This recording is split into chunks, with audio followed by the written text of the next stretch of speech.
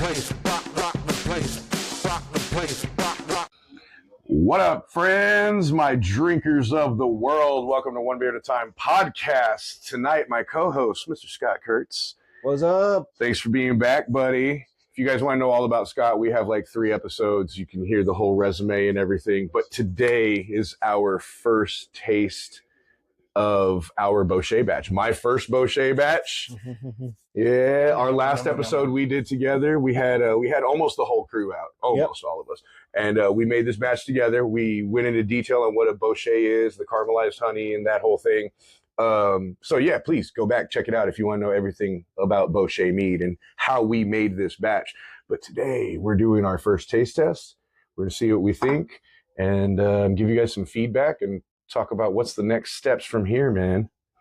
All right, so in comparison to what you already have going on with your bochet, color-wise, is it about the same? Are you seeing like it's a little bit different? darker, but I'm not happy about that. I got excited. Like when I started seeing the color, I was like, oh, this is going to be beautiful. That's going to be very good. Yeah, man. Because I've been kind of mucking with, like, beforehand, when I had enough honey, everything was kind of mucking with, like, just different lengths of time for cooking it, different temperatures and all that kind of stuff. Yeah. This is like maybe about, what version was that? It was somewhere in the middle on that one, and color came out really nice on this little batch here, so I'm excited to see what carried through at this point. Yeah, man. I love this. So it's only been racked one time, but I think I did a pretty good job because she's been sitting for a couple days. And I mean, you can't, I know it's real dark, but like, you can't really see a lot in there. It'll still clear up a little more. Oh yeah, I'm sure. And I mean, you know, like we could cold crash, we could pasteurize, we could do things to help the process. But just as it is so far, and it's just been sitting on the shelf. I mean, I think it's looking pretty good. And like I was telling you a couple weeks ago, like all the sediment and everything was looking really thick. But then when I racked it, it was literally like right above this little line. So it had settled even more. Because initially, like, I mean, I was looking at it and I was like, man, because I mean, it wasn't like halfway or anything, but it was probably up about here. And I was just like, that is a thick cake down there. Wow. Because not having any fruits or anything, I was just like, I'm like, dude, that's thicker than what I'm used to. I didn't think it was going to be that much of a sediment at the bottom, but then no. Beer use in this too, didn't we? I think that's what it was, yeah. But then, yeah, like when I went to rack it a couple days ago, I mean, it was pretty much right at this line. So everything had settled real nicely. And we used the carboy that we used to ferment this whole thing. It's over a gallon. It's close to 1.5 gallons. This is an actual 1 gal. So you can see that it actually like worked out perfect, that we did get a solid gallon out of it.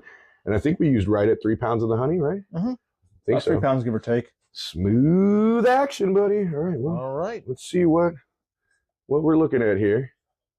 We have to use our lovely Brew Hogs cups. One thing that I had realized, we didn't take a gravity on this.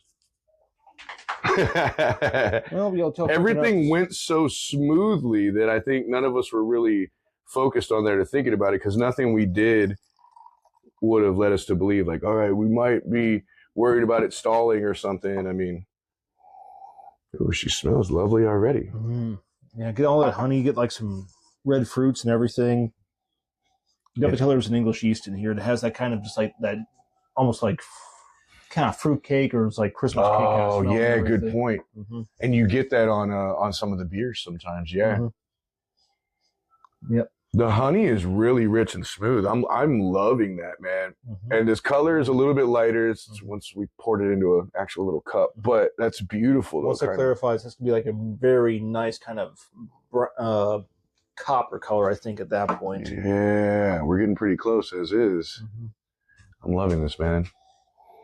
All right. Moment of truth. Let's go. Roast.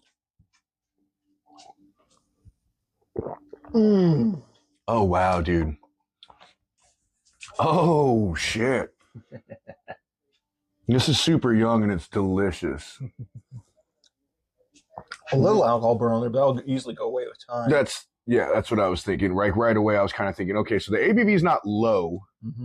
I don't know if it's a 15 or higher. It might be around that. It's definitely in double digits, though. Yeah, no, absolutely. The way it's drinking, I would assume that this is not less than 14 or around that. It's going to have some chutzpah to it. Because normally when I make meads that are around 12 to 13%, even when they're young, they don't have that same little bite and like almost burn to it. There's still some good mouthfeel on this one. There's still some unfermentables in there, but it's... Yeah, because there is a decent amount of sweetness and sweet flavor on it already. And she's a baby. I mean, we've racked it one time. It's been right at maybe 2 months. Give or take. Since the day we actually made it, you know, close to it, I think. But to have like a rich honey flavor already. Caramelized honey's carrying through extremely nicely. Yeah, man. And the roasted quality, because it's caramelized, you know, that like roasty caramelization on that back end. And it actually sits and just like coats the palate and just hangs out there for a while. It has that kind of toasted marshmallow character to it. Yeah. It's toasted marshmallow, burnt sugar, and everything. Yeah.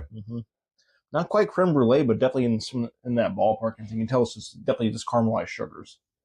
Man, shoot. This is beautiful, dude. I'm so excited. I'm like, wait till the boys try this. Yeah. Okay. So I think I'm going to have to talk to the One Beer at a Time team. I think we're going to have to do a bigger batch of this, which means more honey, obviously, but it means we're going to have to caramelize and and make us enough to, because I would love to do at least a 3-gal batch like this. 5 was always ideal for me, but I'm like, if we could do at least 3 gallons, this is delicious, man.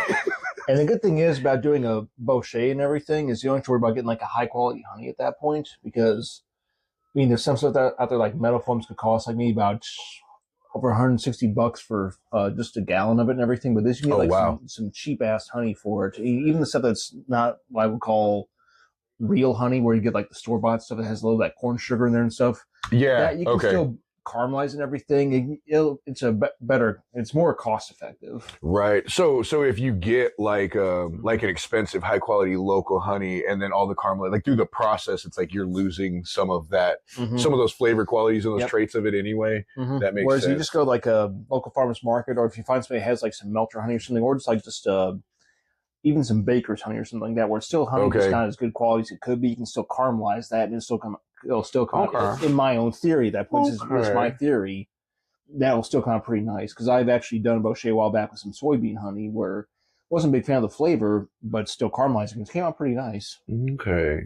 See, and I've been thinking, because I've talked to a couple local people here in St. Louis that have their own little operation, their own apiary and everything, and people who just like, there's people close by that it really trips me out that like people have the operation they do and the amount of beehives they do in like residential areas and stuff. So I've talked to a couple people, and if you're going to go straight to the source and you're going to get like a bucket of honey, if you're going to get, you know, pounds of it and everything, of course it's going to be expensive, but if you talk to people directly, a lot of times you can cut some deals. And so I found a couple of people that their price point is very, very similar to some cheap commercial bulk honey.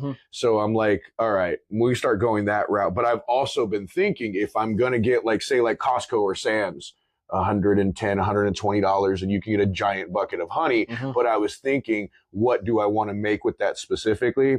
So this could be a good option, is, you know, maybe spend $100 on some cheap bulk honey, caramelize as much as we want to make a large batch out of it, so that we can still make a high quality mead using some cheap honey. I mean, because the stuff from Costco and the big bulk stores, I mean, it's still technically honey at that point. I mean, it's multi-sourced and blended, but it's still decent honey and everything. Is it something that I would, well, actually, it's sometimes, I mean, there is going to be some bad quality honey out there, but it also comes down to your skill, because same time I've had folks that have turned in for mead competitions, meads made with metal foam honey, like some of the high end stuff and everything, thinking that's going to be the guaranteed medal winner. Here's the problem: it's not. I mean, you can't expect somebody to go out there, get like a brand new Ferrari FXX, or like a brand new Ferrari or brand new Lambo or something, expect them to go out there and win the 24 hours of Le Mans. It ain't going to happen. Yeah. You can have the best stuff in the world, but if you don't have the skill for it. That's a great point. Yeah. Yeah. Because then, I mean, at the flip side, that also, like, you can, I've done it. Me and the buddies have done it. You can use cheap honey and make good tasting mead. It's just, a lot of times it's not going to be as simple as like just throw the mead, the water, and the yeast in there and let it do its thing. You might have to back sweeten some. You might have to get specific with what yeast you're using. You might have to, use nutrient or not use nutrient. You might want to add different adjuncts and stuff because it's like, it's not that the meat is bad, but you can kind of just taste that it's like a lower quality. It all comes down to just knowing what you're doing with it. It all comes down to yeast management, nutrient management, balancing the tannins, balancing the acidity, getting the temperatures right. It's definitely a good technical dance. Yeah. It's versus making beer versus making mead. Beer is a very front end heavy process where mead is very back end heavy. There's a lot of Okay. There's a lot of work done during fermentation, then post fermentation as well. Yeah. Beer, you have all the work up front, then it's just kind of like the better term, fire and forget. Yeah. Yeah. That makes sense.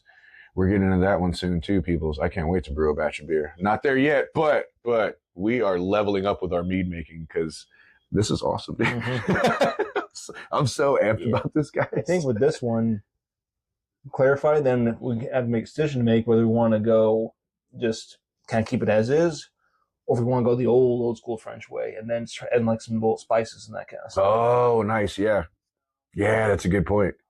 I didn't even think about that because this is only the third bochet I've ever tasted. So I'm still super rookie with just this style of mead in general.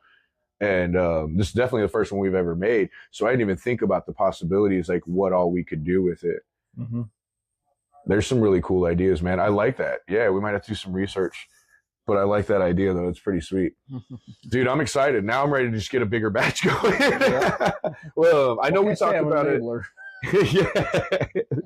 I know we had talked about it on that last episode, but how long was your process in caramelizing this honey again? I think for mine, trying to remember on that one, maybe about roughly 2 days and everything. I probably could have done it in 24 hours, but I said brace out over 2 days, just kind of take the stress off the crock. The last thing I wanted to do was burn one of those things out. Yeah.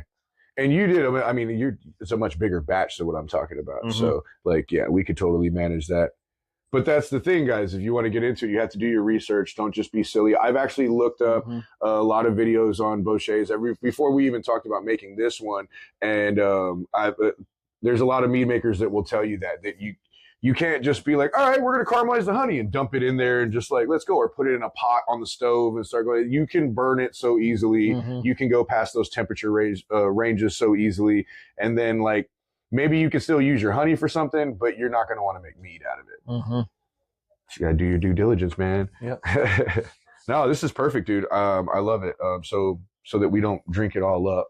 Yeah, good idea. Let's put this up and we'll wrap this up here. Dude, always a pleasure. Thanks for coming out, brother. No problem, Joe. I appreciate it, man. Appreciate you, dude. Guys, like, share, subscribe, follow, all those things. Please follow Scott Kurtz. Meaducation, dude, you're giving away all the gems to people. So you guys should be following if you want to get into mead making and hear from a pro. I mean, should be putting out episode 4 this week. Shot the video over the weekend so to get everything spliced together, and then hopefully get a more regular schedule down the road. I think the next couple episodes we'll go through the whole process of making the meads and everything. Then down the road, we'll get into more advanced topics, talk about how to really make the best of each style.